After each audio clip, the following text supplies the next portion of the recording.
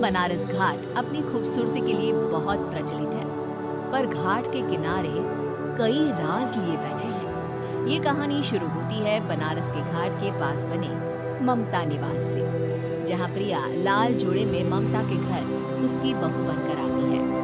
आओ आओ बहू, घर को अपने पैरों से पवित्र करो।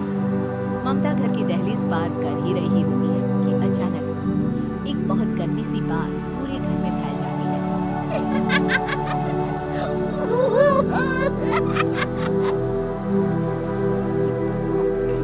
और ये आवाजें, ये कौन हंस रहा है वहाँ? ये पड़ोसी ना हमारे थोड़े अलग से हैं। कहाँ हम शाकाहारी और ये मांस मच्छी खाने वाले। छोड़ो, खान बनते और गृह प्रवेश कर। और हाँ, सास की एक बात हमेशा याद रखना, इन पड़ोसियों से तो कभी बात नहीं करेंगे। अच्छी बात है, सास की ये बात मानेगा ना बेटा?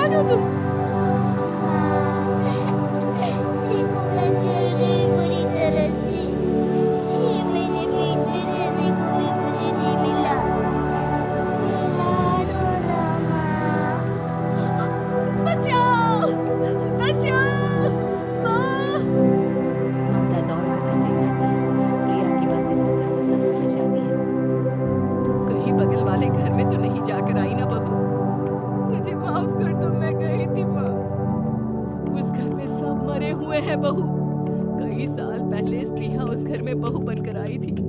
कुछ ही दिन में वो एक बच्चे को जन्म देने वाली थी। पूरा घर बच्चे के आने की खुशी में खोया था कि एक दिन अचानक उस घर में आग लग गई। सब बुरी तरह जलकर मर गए। गौरी आज भी दादी बनने का इंतजार कर रही है और इसीलिए स्नेहा ने अपना अजन्मा बच्चा तुम्हारी कोख में डाल दिया।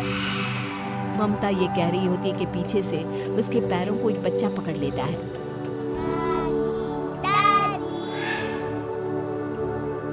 माँ, स्नेहा की गोद में यही बच्चा था। ये बच्चा कौन है फिर? तेरी मौत